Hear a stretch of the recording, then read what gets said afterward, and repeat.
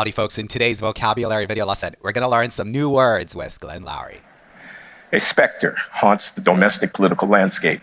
What is a specter? This is kind of like a ghostly image that is threatening, that is menacing, and it typically reminds people of something that's happened in the past. So a specter looms over the political landscape in the US. In America today.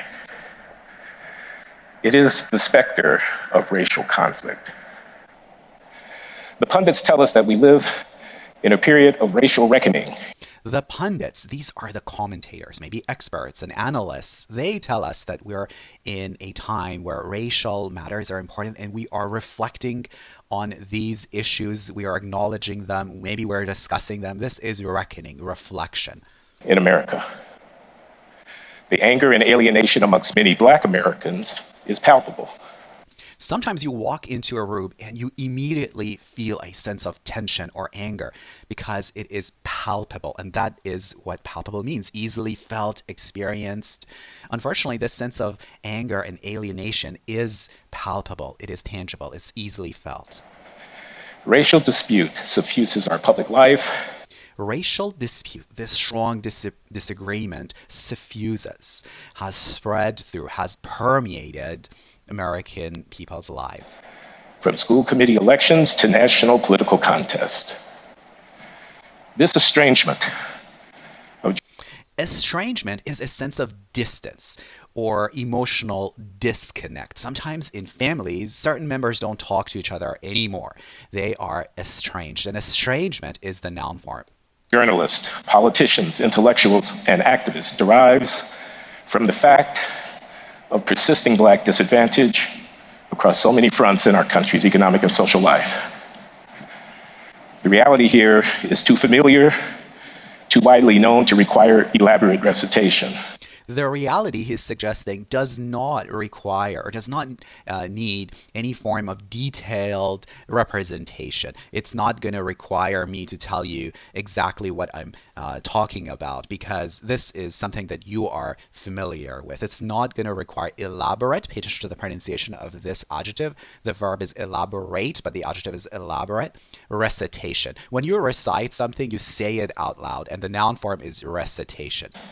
Whether we talk about health or wealth, education or income, imprisonment or criminal victimization, the relatively disadvantaged status of those Americans who descend from slaves here in the third decade of the 21st century, more than 150 years after the Emancipation Proclamation. Emancipation Proclamation. This was an executive order that was given by Abraham Lincoln to set the slaves free. Emancipation Proclamation is clear for all to see. What are we to make of this?